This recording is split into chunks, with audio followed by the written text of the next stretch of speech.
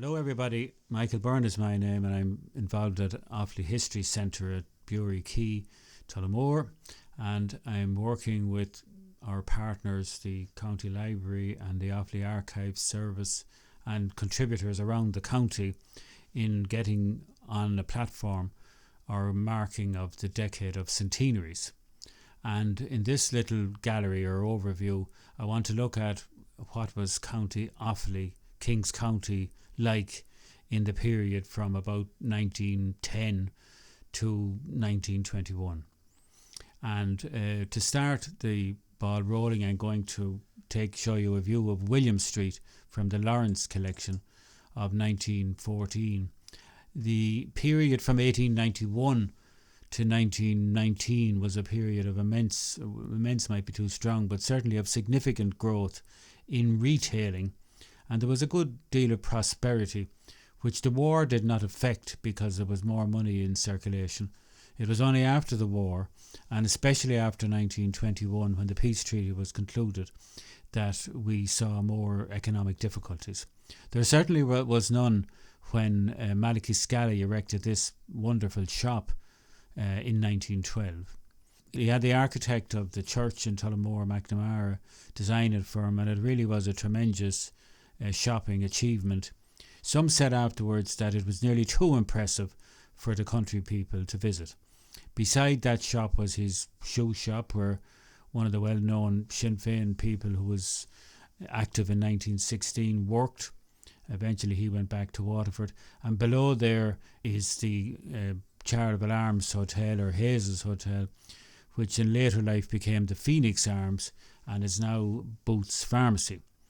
Now you'll notice that the bridge was much narrower at that time because the tea rooms of Dan's was a structure which protruded along the bridge. Interestingly now, the same use has been brought into that area with the new Flynn's restaurant there.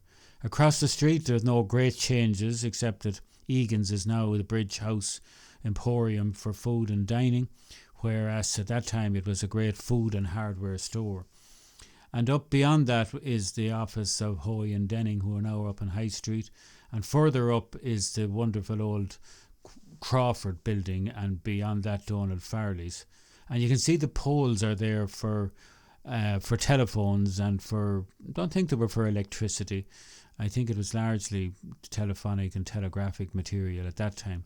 The gas lighting was still in existence, so I don't see too many gas poles there. It was in existence until 1921. So the Lawrence pictures are very good, and they're available on the National Library website, where they're in high resolution so that you can pore over them and burrow down to see the detail. Burr is a similar Lawrence picture, and there is the Cumberland Monument. So we know that is pre-1915 because the representation of the Duke of Cumberland was taken down at that time. Now here are the wonderful gas lamps. Burr preceded Tullamore in moving over to electricity in about 1920. And over to the right of the monument was Shepherd's Bookshop, which was the only bookshop at that time in the whole county. So Dooley's Hotel, of course, or at that time it was owned by Egan's of Tullamore, is on the left. Aylesbury's in Edenderry was another significant employer, and you see the men outside here. Eventually that moved over to be a shoe factory, I think, but at that time they made furniture there, as they did in Banagher for a short time in the Banagher furniture factory.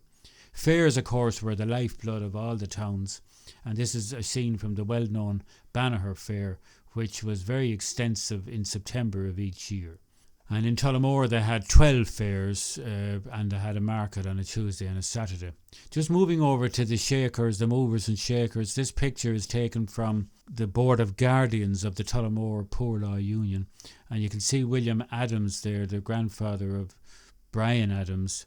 He was a councillor for almost 50 years, and beside him in that attractive suit is E.J. Graham, who was a councillor and later was town clerk, and in 1914 defeated Adams' son, P.F. Adams, to become the Tullamore representative in the House of Commons. He died in 1917, and that 1918 I should say, and that led to the by-election which was won without a contest by McCartan. Michael Reddy was the MP in the Byrne division, and he again, of course, was a parliamentary party man, and he held the seat from 1900 to 1918, and he died in 1919. So that's a very short picture there of P.F. Adams, who was defeated, but went on to become a very good local councillor and was largely involved in securing the swimming pool for Tullamore and the nice stone face to some of the houses in O'Malley Street.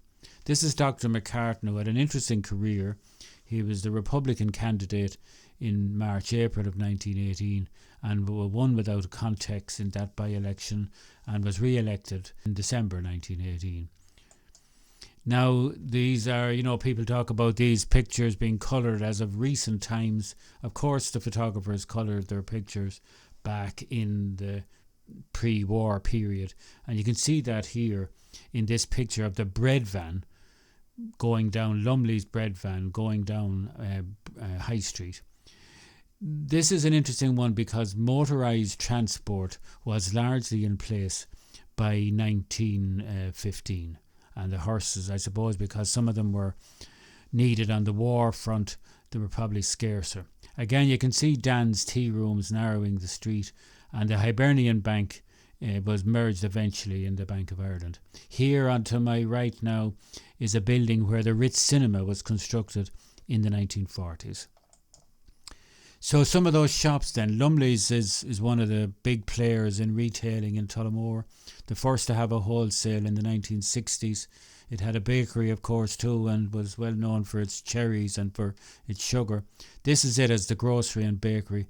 It was in William Columkill Street and is now part of Galvin's fashion store. And another one similar to this is Egan's in the Bridge House. You can see the gas lamp overhead. It's limited, so that means it's post 1897, and all men, of course, working in the shop here, and a lot of them would have lived over the shop. This is it before the new front of 1910. Now, Byrne was similar, very fine shops in the narrower street, and again, it's pre-1915 because we know the Duke of Cumberland is still in position, so it's probably in the period 1900 to 1910. Byrne was the second largest town in the county. And here's another one of Byrne with the castle in the background, Castle Street. And here you can see the petrol pumps and Shell agency and an agency for forts and tractors. That would suggest to me that it's probably about 1920, that particular one.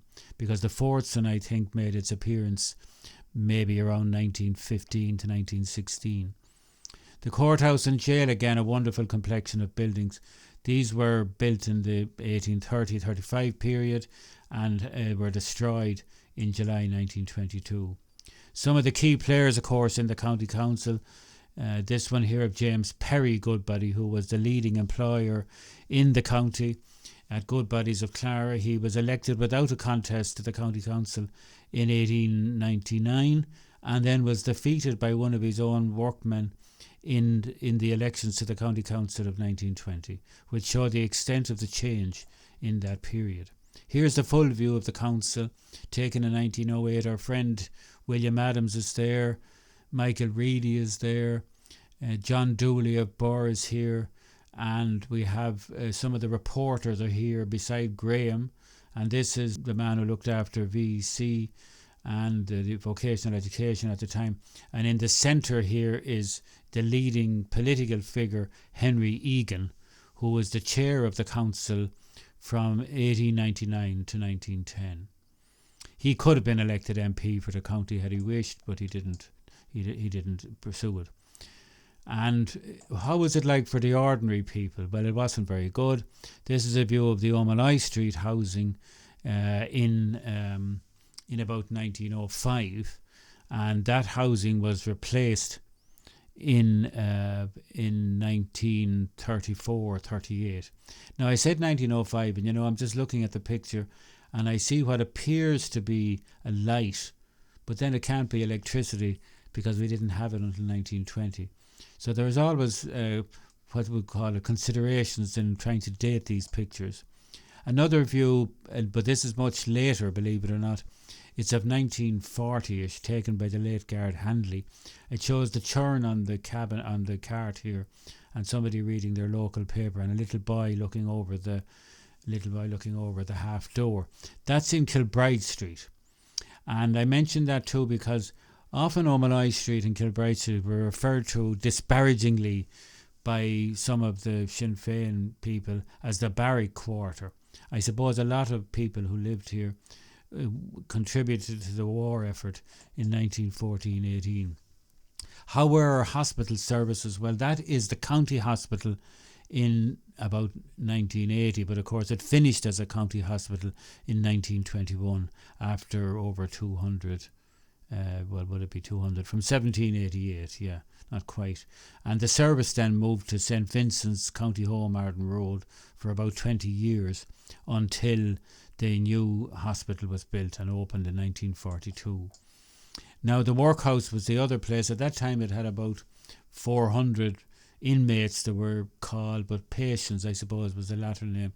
That was the Workhouse, built in 1841. The date stone over the door you can see today in Offaly History Centre, and the mortuary here is to the left, and that was the dispensary to the right, which many people looking at this, or at least their parents, may remember.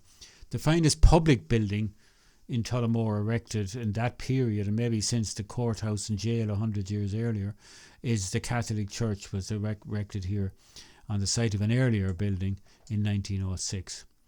Looking over to Byrne then, these were the large barracks at Crinkle, Byrne, which were destroyed by the Republican IRA in 1922. And another church here, which was built during this decade of centenaries period, is a wonderful church at Edenderry, which was funded for by the parish priest, Father Paul Murphy, who was remembered in streets in the town. Now, how was education going? And here again, there were very good primary school facilities, but very little in the way of secondary school education for boys or girls. And here you can see a photograph of the opening of the classical school at Convent Road in 1912. That school was largely intended for the children of better off families who might send their children to boarding school in Rossgrey or Rockwell or somewhere like that. But now we're going to stay at home in this secondary school at Bury Quay. And the boys of the National School at St Bridget's look very smart here, and I'm sure a photograph that was taken specially, and they were probably all well advised to be presentable. But even then you can see some boys didn't have collar on their, weren't wearing a collared jacket or that in the photograph, and that tells its own story. Again, the whole area of Convent View and Bury Quay was a kind of a clerical education area, and you can see the new girls' secondary school in the picture there, the tall building which was erected in 1911, shortly before the boys' secondary St Columba's Classical School in the following year. These were both erected by Father Callery, who was a very go-ahead in the context of buildings, but turned out to be no great friend of Sinn Féin and was very critical of the shooting of Sergeant Cronin in 1920 in O'Carroll Street. Now, there were very few boarding schools, but this is one at Byrne, at Chesterfield School, Byrne, which was gone, I think, by about 1920. And farming, of course, was improved over that period, and we have a view here from Rathrobin, the model farm there at Rathrobin, of the sowing of oats in about 1916. It was a period of innovation in farming, and you can see here the Fordson tractor. That was because there was more demand for tillage and there was more money for the farmers. The Inspector Crane, the county inspector, said at the time in one of his reports that the farmers never had it so good. In any case, despite the innovations and the improvements in the economy, it was the political scene that was tormenting people, and in 1914 we had the first organisation of the county volunteers. You know the story of this. We followed on from what had happened in the north of Ireland. The North Began was the famous article, And here you can see a year later, Offaly men gathered in the Market Square in Tullamore, supported by the Pipers Band, which had started in 1911. The Volunteers, of course, by 1918-19 had become the IRA, and in 1922 split between the Free State end of it and the Republican end of it. A better quality view there of it. And some of those volunteers, as you know, Redmond committed the volunteers to the First World War, to the participation in it. Some of them went with a heart and a half, and that's a Byrne man, P.J. Ahern, who was very well liked and lost his life about 1917. Others then were also committed to the war effort.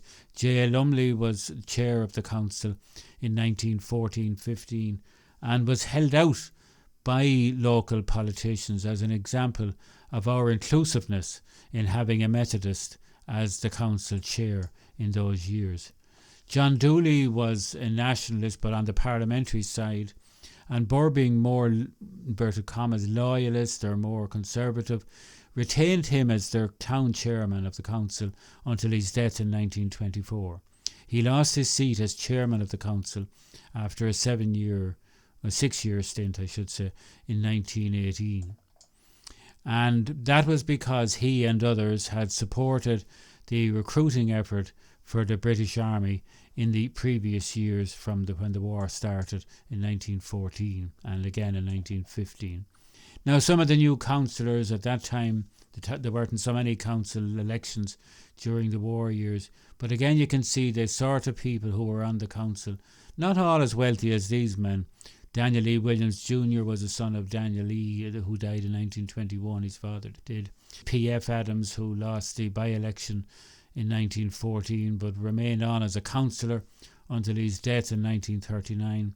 One of the leading businessmen in the town then was P.J. Egan, who was chair of the town council from mid-1915 until 1924. And then you had Malachy Scally, the entrepreneur who erected the great shop, and you had a maltster then of a Protestant family. He left in 1918, left the town and went to Belfast, and he worked for Tarleton's, and that's beginning to show the dissatisfaction that might have been emerging. Then you had very strong Catholic people in the war effort. This is one of the Sherlocks of Rahan Lodge, Tullamore, who was decorated in 1916.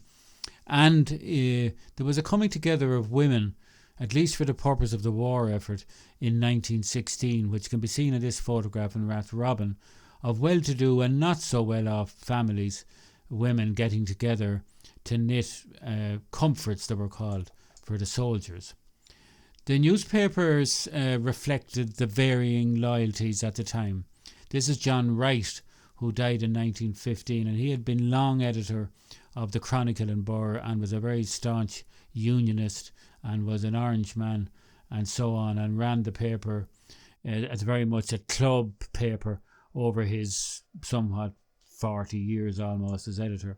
James Pike was a very different fish, a Guardian reader and a very good editor of the Midland Tribune over the period from 1912 to 1940s. He was a nationalist and a supporter of Sinn Féin, not the parliamentary party.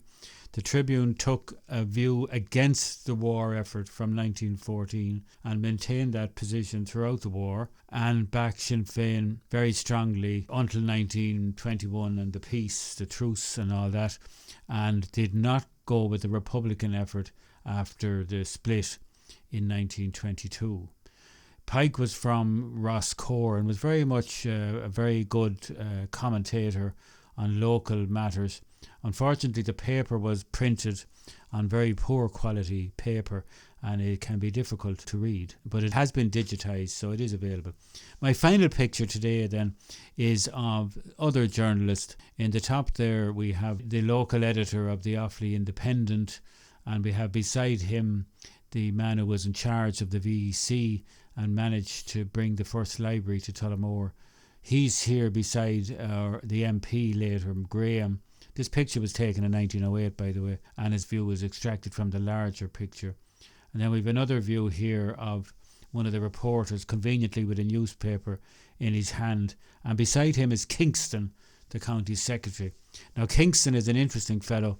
He came as county secretary in 1900 and he was removed from office in 1921 following disagreements with the new Sinn Féin County Council.